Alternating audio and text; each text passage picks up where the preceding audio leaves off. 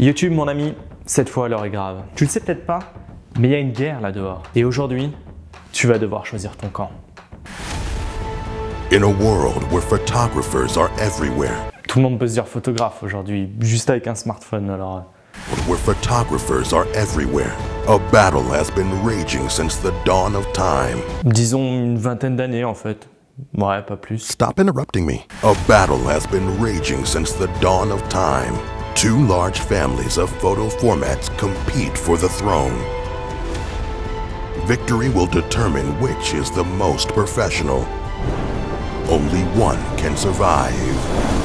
Aujourd'hui, on répond à la plus grande question jamais posée. Faut-il shooter en RAW ou en JPEG?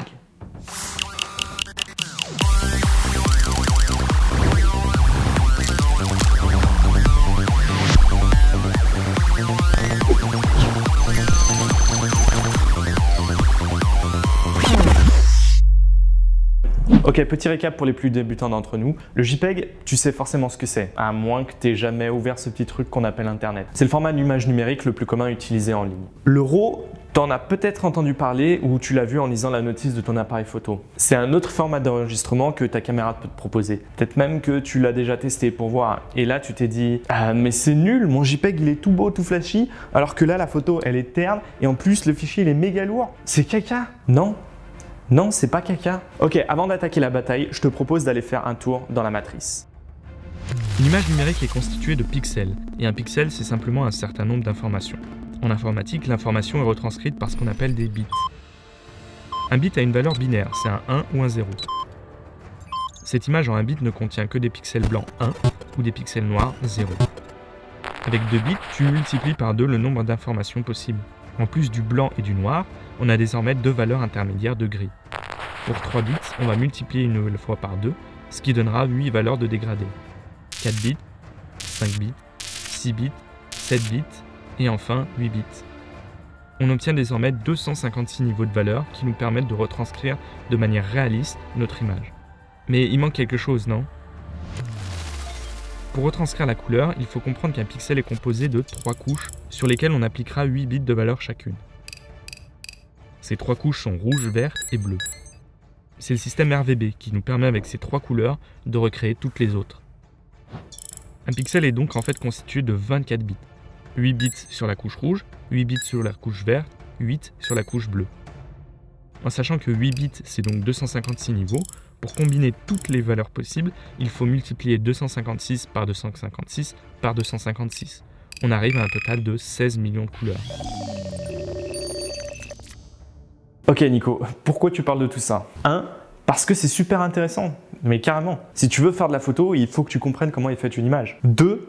Eh ben, ta fameuse image JPEG, c'est une image codée en 8 bits. Mais ton capteur, lui, il est capable de voir bien plus de choses et de capturer encore plus d'informations. En 10 bits, on parle d'1 milliard de couleurs retranscrites. En 12 bits, 68 milliards de couleurs. 16 bits, 281 billions de couleurs. C'est genre tout ça. Les photos prises par ton appareil tournent autour de 12-16 bits d'informations. Toutes ces valeurs, c'est ça le fichier RAW. C'est pas vraiment une image, c'est les données brutes prises par le capteur. Lorsque tu enregistres ton image en JPEG, ta caméra prend toutes les informations brutes du capteur et les compresse sur un format 8 bits.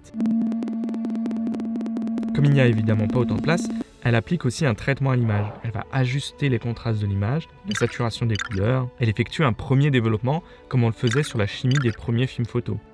Les valeurs du traitement dépendront du profil d'image que tu auras sélectionné dans ton appareil photo. Si tu enregistres en RAW, aucun développement n'est effectué, c'est à toi de traiter l'image. La visualisation que tu as sur ton ordinateur n'est qu'une interprétation des données brutes. Chaque changement que tu feras dans un logiciel de traitement d'image vont réinterpréter ces données. Pour information, RAW ce n'est donc pas vraiment un format d'image. Chaque marque a sa propre version du RAW. CR2 chez Canon, RW chez Sony, NEF chez Nikon, RW2 chez Panasonic, DNG et bien d'autres extensions existent. Ok, ça devient un peu complexe, mais t'inquiète pas, il y a plein de vidéos sur le traitement d'image à venir sur la chaîne.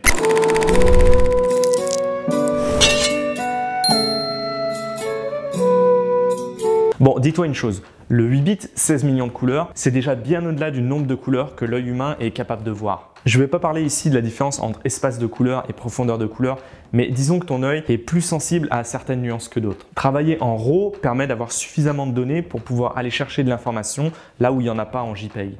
Dans cet exemple, je vais essayer de traiter mon image pour avoir un petit peu plus de matière dans ce ciel qui est de toute évidence cramé. Si je suis en JPEG, je suis extrêmement limité. En traitant le fichier RAW par contre, waouh! Magique, non? Pas convaincu? Ok, faisons l'inverse et parlons basse luminosité. Parce qu'une seule chose est sûre. The night is dark and full of terrors. Du coup, j'aimerais bien ramener la lumière. Est-ce que j'ai vraiment besoin d'en dire plus? Avec un tel niveau de données, personne ne peut contredire que pour le traitement d'image, le RAW pulvérise littéralement le JPEG. Et pourtant, malgré cette évidente supériorité, dans le monde, deux groupes de photographes s'affrontent dans des batailles sanglantes pour déterminer qui du JPEG ou du RAW mérite d'obtenir le trône des 7 formats. Si on parle d'un point de vue qualitatif, la domination du RAW est évidente. Alors pourquoi autant de photographes utilisent le JPEG?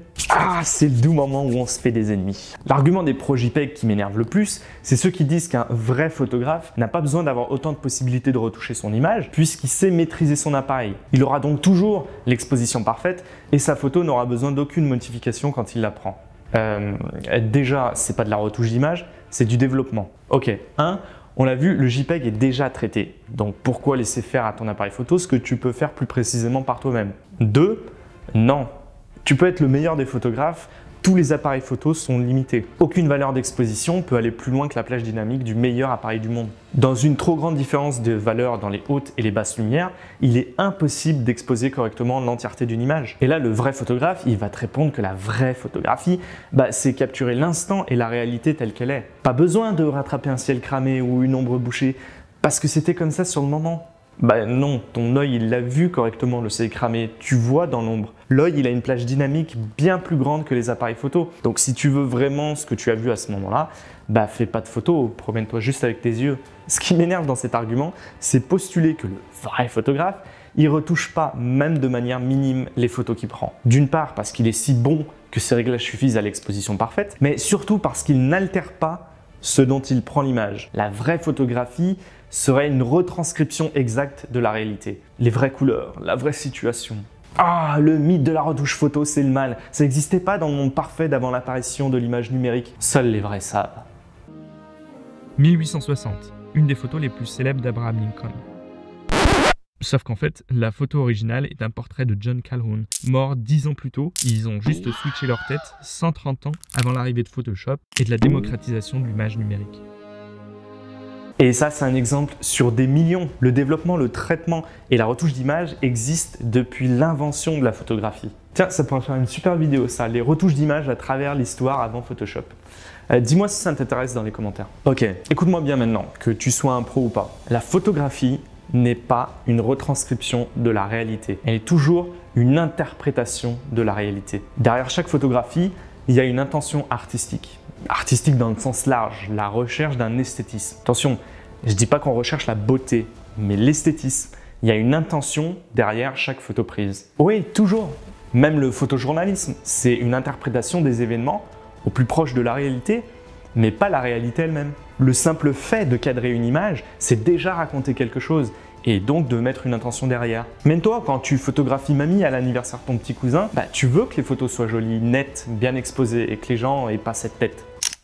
Pourtant, ils ont eu cette tête pendant une seconde, c'était ça la réalité. Dans la mesure où une photo est l'interprétation de celui qui la prend, toutes les altérations sont valables. Discutables, certes, mais valables. Tenter d'approcher au plus près la réalité de l'instant, c'est une démarche artistique. Et elle est aussi légitime que de modifier des couleurs en les saturant ou en modifiant une balance des couleurs pour avoir quelque chose de plus chaud, parce que c'est le sentiment que toi, tu cherches à exprimer.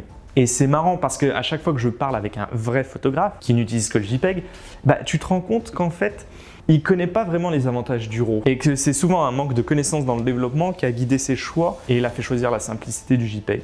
Ok, tu vas me sortir plein de contre-exemples. Toi, tu es un vrai photographe et tu connais Lightroom jusqu'au bout des pixels, etc. etc. Bon, ok.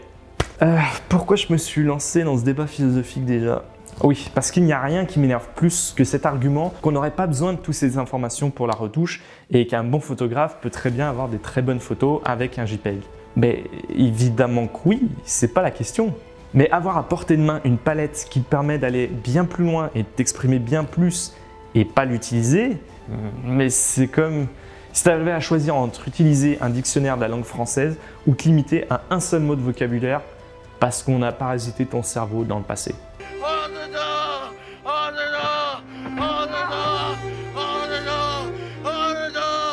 Oh non. Pas cette scène encore ou je vais me mettre à chialer. Je pense que ma démonstration t'a convaincu. Il n'y a qu'une seule famille à suivre et c'est celle du RAW. Écoute-moi bien toi là derrière. Surtout toi qui débute la photo. Un vrai photographe, il shoot en RAW. Point barre. Ah, je te pose pas la question. Tu shootes en RAW maintenant. Laisse le JPEG profiter de sa notoriété du format le plus utilisé sur le web. Ça lui fait plaisir. Il se croit à l'abri. Mais au moment où il s'y attendra pas, là, festoyer tranquillou bilou en croyant être le plus fort, nous, la team RAW, on sera là. Et alors, The RAW team send their regards.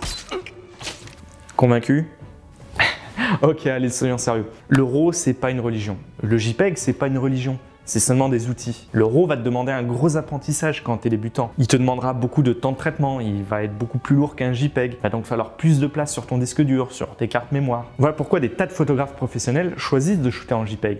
Et ils ont raison. Ils ont besoin de transférer, de traiter les images rapidement ou autre. Ça correspond à leur pratique de la photo. Est-ce que moi je fais partie de la team RAW? Oui. Oh que oui. J'aime travailler mes images. Pour moi, la pratique de la photographie, elle se fait seulement 50% à la prise de vue. Une nouvelle fois, mon conseil sera toujours le même. Teste par toi-même. Oui, tu vas devoir apprendre le traitement d'image. Oui, c'est long. Je ferai plein de tutos sur cette chaîne et je te promets de rendre ça fun.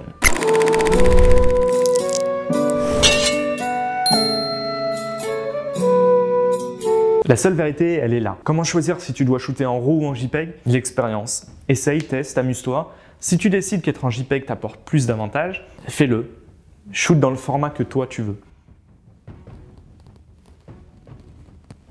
Fais-le juste pour les bonnes raisons, je t'en supplie, ne deviens pas cet abruti pour qui le vrai photographe fait ça ou ça sans aucune nuance. Shoot en RAW ou en JPEG, en film ou en numérique, traite tes images ou pas. C'est pas ça le vrai photographe.